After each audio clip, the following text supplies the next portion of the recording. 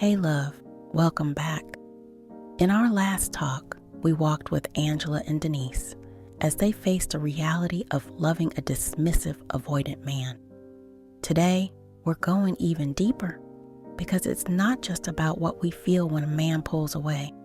It's also about the life he's lived, especially for many Black men in their 50s and 60s. We're going to explore how his story shaped his walls, how to meet him with empathy, and most importantly, how to love without losing yourself. Let's be real.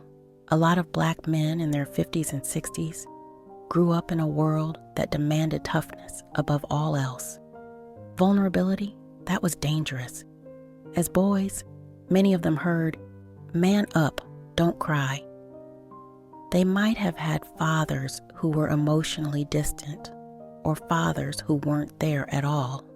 They might have had mothers doing the best they could, but too overwhelmed to model consistent emotional nurturing.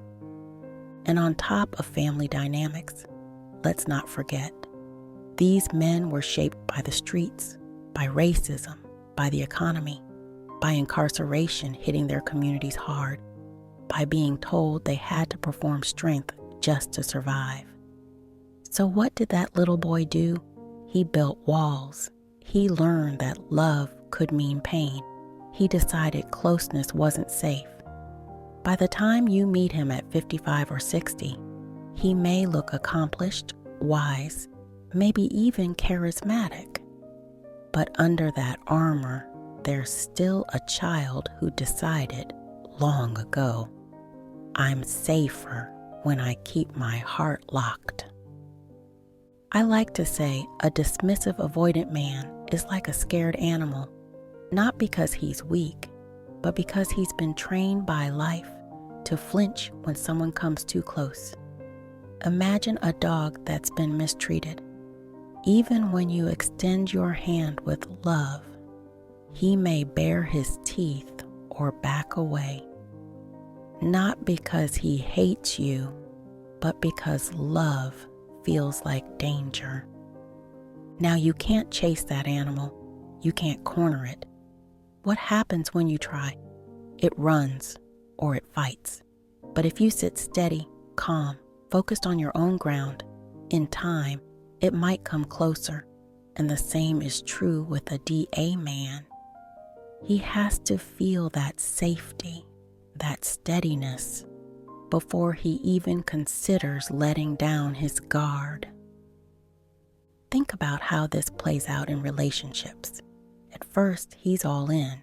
He takes you out. He calls. He holds you close.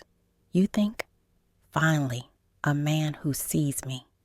But then, right around month 3 or 4, he pulls back. He doesn't call as often. He seems distracted. Maybe he even looks annoyed at your presence. And if you're not aware of what's happening, you take it personally. You wonder, what did I do wrong? But baby, it's not you. It's his wiring.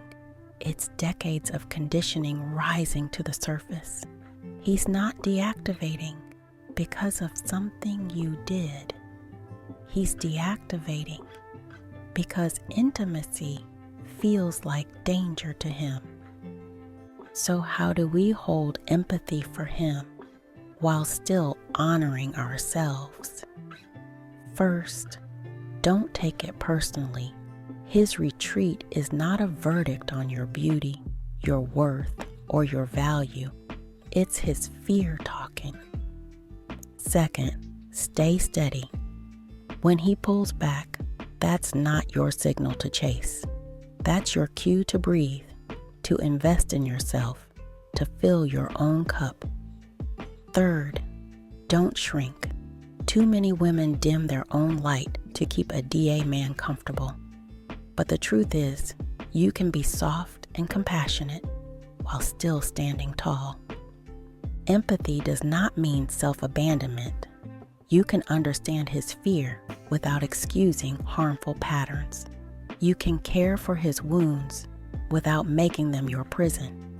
And sometimes The most loving thing you can do is keep growing, even if he can't follow you there. Now here's the hope. When a dismissive, avoidant man finally experiences consistent safety, not pressure, not demands, not panic, sometimes something begins to shift inside of him. He might pause and ask himself, why do I keep pushing away the woman I love? Not every man will take that step. Some will stay locked behind their walls for a lifetime.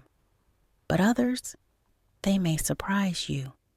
Because when you remain steady, when you focus on your life and keep shining instead of shrinking, you create the kind of environment where he can start to feel safe enough to reflect, safe enough to take baby steps toward connection, safe enough to grow.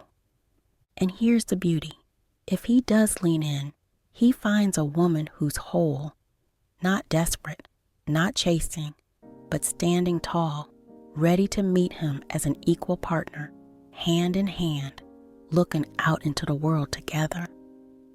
So when you love a dismissive, avoidant black man, especially one who's lived through decades of armor, remember, his story is bigger than you, but your response is all yours.